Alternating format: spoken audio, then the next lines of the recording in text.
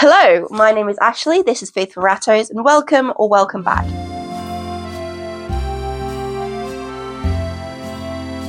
So in today's video, this is one I've been planning for a while, and this is another one that has been really boosted by the help and generosity of some of my followers and my subscribers and my viewers and things like that. I did previously a video that was all about some of the most common health issues that rats can get, and I did a sort of crowd source for videos and photos of these things to help people be aware of what to look out for when these health issues can arise. And because I wanted to make one about some of the most common rat behaviors / body language cues, because I think it's really important that we're able to read our rat's body language, and it's something that's missing. A lot of people are worried about intros and struggle to read their rat's behavior in those sorts of situations. And so I thought having a resource like this that is talking about and also showing the body language is really helpful and important. So I am really grateful for everybody who took time and allowed me to use their videos of their rats doing these things, because I think it's really important to have examples of what I'm talking about in this video. I am really excited to be able to bring this video to you. I've been thinking about doing it for a couple of months. It's taken a bit of time to get all of those videos sorted out and things like that, and to be able to film this video and edit it as well. But I'm really excited, so let's get into it. The first set of behaviors I'm going to talk about are bruxing and boggling, and I'm going to briefly speak about these because I do have a whole entire video that is discussing bruxing and boggling, what it means, and all of that ins and outs. So if you want a bit more of an in-depth video just about bruxing and boggling, I do have a video on that. So bruxing and boggling is this really weird thing that rats do, and I like to equate it to crying in humans, because this is something that rats do when they are feeling strong emotions. It does not mean they're happy, and it does not always mean they are upset. It's something they do when they have heightened emotions to help self-soothe themselves. So bruxing is their teeth grinding together, which is something they naturally do, and this is how they naturally keep their ever-growing teeth at a good, proper length. If they're doing this, I want to say viciously enough, but that's not really what I mean. But if they're doing this vigorously, that's the word. If they're doing it vigorously enough, this will then bring about boggling. And the reason for this is they have a muscle that is connecting their jawbones that actually goes underneath their eye, like through their eye socket. And so when they are grinding their jaws vigorously enough, this will then mean that their eyes pop out. It's really strange to look at, and a lot of people are really perturbed when they see their rat doing this, because if you don't know what it is, it's really freaky, but it's completely normal, and it is something that can indicate, depending on other sort of factors of what's happening and context, can indicate the rat is feeling strong emotions. A lot of people know that rats do this when they're happy, and it's true. They do this when they're happy with their humans and they're having a cuddle, or if they're sleepy and cuddling with their friends. But they can also do this when they are not feeling very well, when they're feeling unwell. They do this when they're angry, which I have personally seen a lot with bucks who are having issues with their hormones and hormonal aggression type issues. They will be presenting this bruxing and boggling, but in an anger context. So it's not always something that is happy and sweet. Sometimes this should be prompting you to look further into the situation. I think often, and I've spoken about this a lot online in general, often you will see people who have a very sick rat who they are cuddling or is spending time alone, and people say they must be fine because they're boggling. And I would probably urge these people to reconsider what this means in this specific scenario. If they're feeling very unwell, they're not eating, they're not drinking, they can't really do the things they like to do, their normal behaviors, that this boggling in this context is probably a negative thing and not a positive thing. Although there could be some sort of comfort level involved there if they are cuddling with you and you have a close relationship, or they're cuddling with their friends and they sort of feel safe. However, it's always something that you need to look around and see the whole context to decide whether bruxing and boggling is a good thing or not. As I said, it's like crying. I personally cry when I'm angry, when I'm sad, when I'm confused, when I'm happy sometimes. So yeah, that is what bruxing and boggling is. If you want a more in-depth video, I do have one on my channel. Oh. Wat ziet echt... Oh ja, ik zeg het.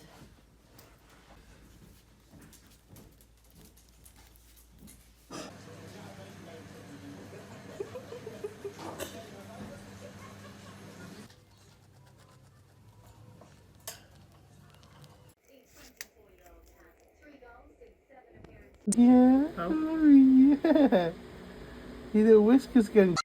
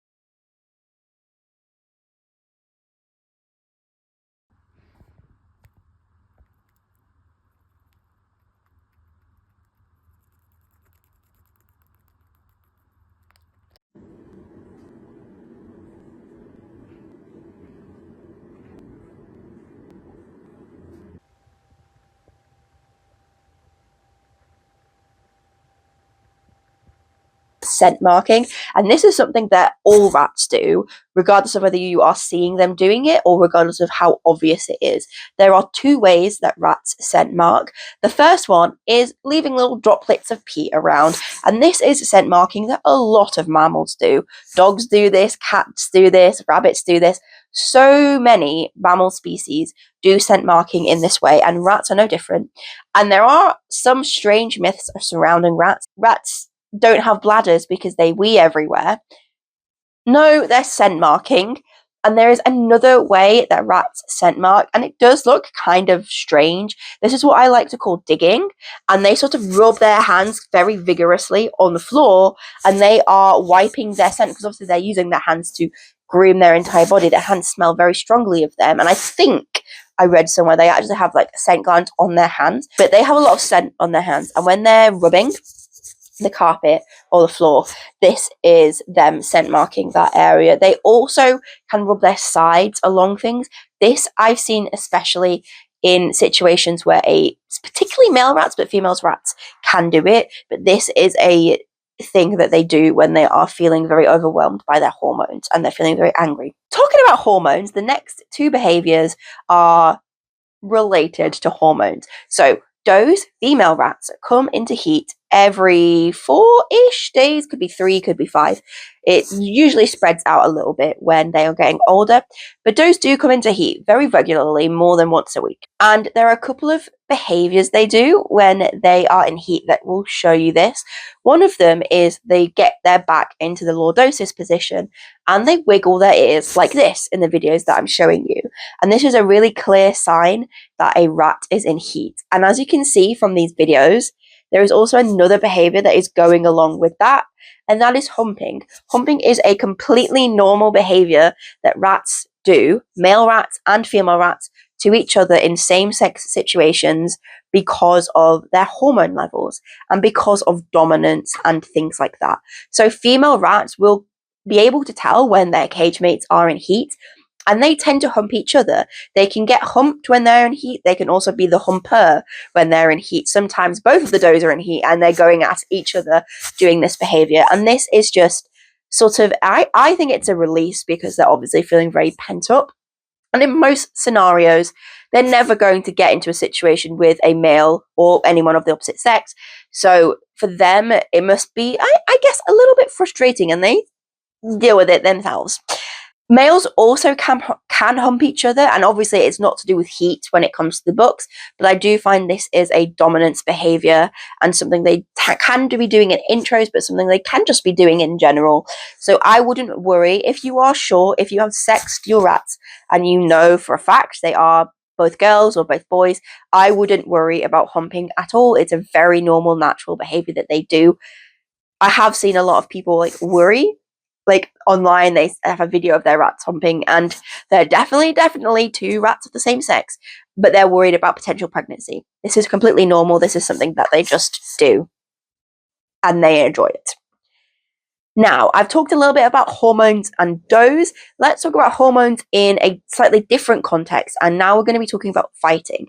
Lots and lots of people get very stressed because they can't tell the difference between play fighting and serious, I'm actually fighting you fighting. A lot of the time, this is during intros. And so this is why I felt this video particularly was very important to be able to show people what these different types of behaviors look like. So obviously biting is a very serious behavior, whether they're doing it to each other or to you. And if they're doing this in an aggressive way, they are puffed up or they are just generally, the context around it is that they're angry. They're doing this to many different people involved, whether that's rats or human people. Then biting is a very severe point in that aggression scale.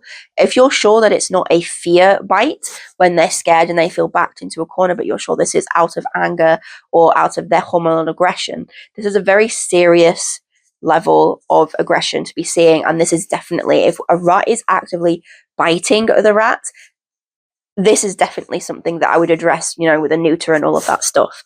But there are other types of behaviors you can see in a fight that aren't necessarily a bad sort of aggression. They're just a natural aggression. And especially in intros, something that you expect when they're trying to sort of work themselves out as a group. One of those that is on the higher scale, but not as severe as biting, is sidestepping. And this is a behavior that rats are doing when they are trying to sort of it's the initiation behavior to get into a fight. They're sort of sidling, they might be kicking at the same time with the sidestepping, and this sort of behavior is pretty aggressive, and this means that they are looking for a fight themselves.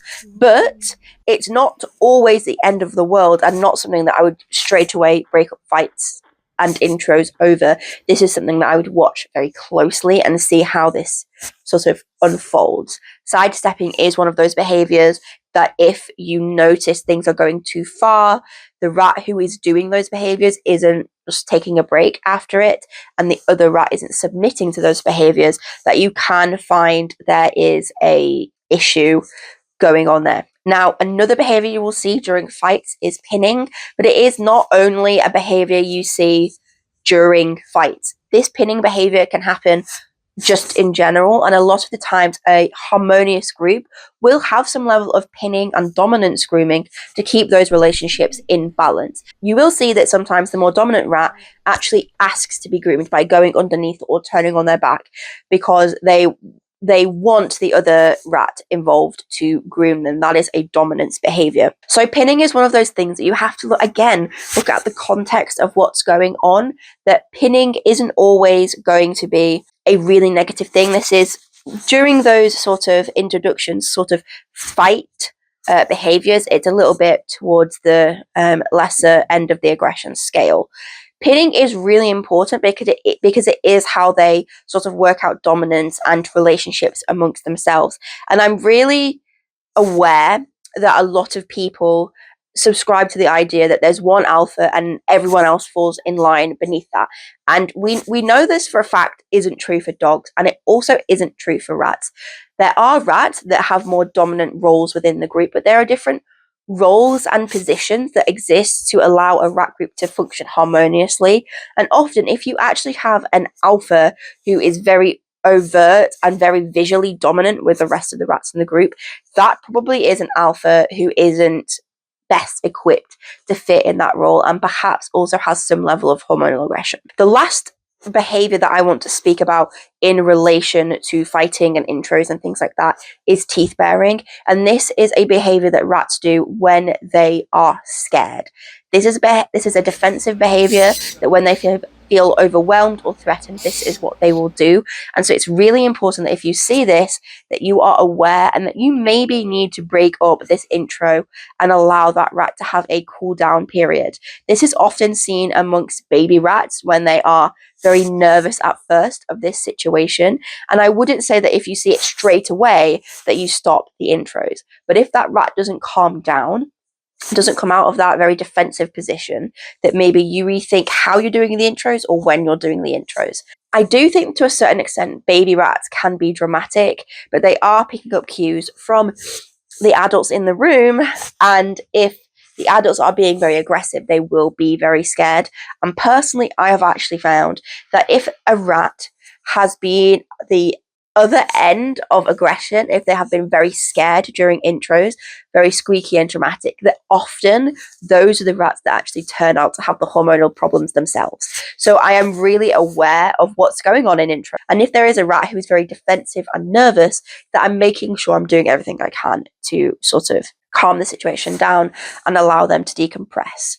A lot of people would think this teeth-baring behavior is an act of aggression, and it's not. As I said, it's defensiveness, and it's really important that we remember that. One of the last behaviors I'm going to talk about is more of a body language thing, but it's something that's really important, and that is piloerection. Piloerection is a bit like bruxing and boggling. It can mean a couple of different things. It can mean a rat is feeling unwell, stressed, angry. So if a rat has this hair standing on end, this is usually some sort of negative situation that you can figure out with the context. If they're unwell and they have piloerection, they're probably feeling very stressed, in pain, unwell. If they are in intros and they're getting very puffy, this is an aggression-based thing, and it's also something to watch. And the last behavior that I wanted to share with you that I think is really important, and there's actually a bit of misconceptions around in general, is nesting. A lot of people seem to think that nesting behaviors are always correlated with pregnancy. And whilst that is true, pregnant rats and impending birthing rats, if that makes sense, do have a very big urge to make a nest.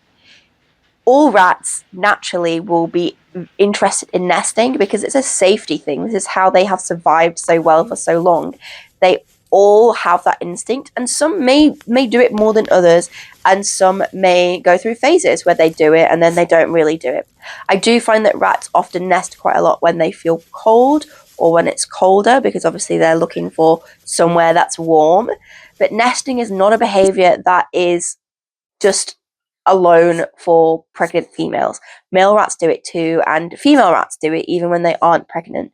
So do not worry if you see this behavior that you are going to have baby rats at the end of it, because it's not necessarily true. And again, I have seen people online be worried about this, but it's absolutely not true.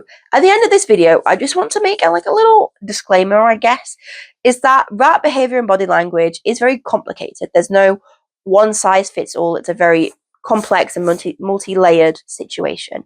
If you are unsure what's going on, I would always advise you to take a video if you can and post it in one of the rat groups. My favorite is Rat Care UK. I'm an admin there. There are a lot of very kind, science-based and helpful people who can help. Do take a video. I always recommend that. If there's something going on with your rat's behavior or even health, that if you can take a video, a lot of people can advise you better on what's happening.